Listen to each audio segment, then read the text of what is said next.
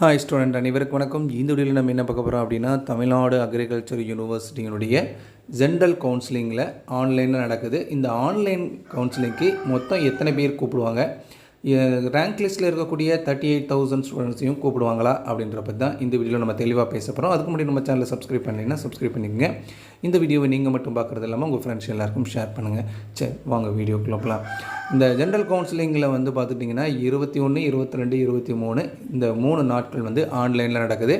இதுக்கான கேண்டிடேட் வந்து ஆல்ரெடி உங்களுக்கு முன்னாடியே அனௌன்ஸ் பண்ணுவாங்க, யாரெல்லாம் வந்து ஃபஸ்ட் ரவுண்ட் அட்டன் பண்ணணும் அப்படின்னு. அதாவது ஃபேஸ் 1 அப்படின்னு. இந்த ஃபேஸ் 1க்கு பார்த்திங்கன்னா 1:5 ரேஷியோவில் கூப்பிடுவாங்க.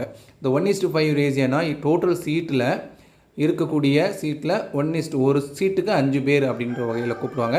அப்படி பார்க்கும்போது அரௌண்ட் 4,600 சீட்ஸ் வந்து அவைலபிளாக இருக்குது அப்படின்னு சொல்கிறாங்க. இது கவர்மெண்ட்டு, அதேமாதிரி செல்ஃப் ஃபைனான்ஸ் காலேஜில் கூடிய கவர்மெண்ட் சீட்டு இதெல்லாம் சேர்த்து 4,600. அப்போ 1:5 ரேஷியோன்னும் போது அரௌண்ட் 24,000 ஸ்டூடெண்ட்ஸ் தான் ஃபஸ்ட் ஃபேஸ் 1ல் கூப்பிடுவாங்க.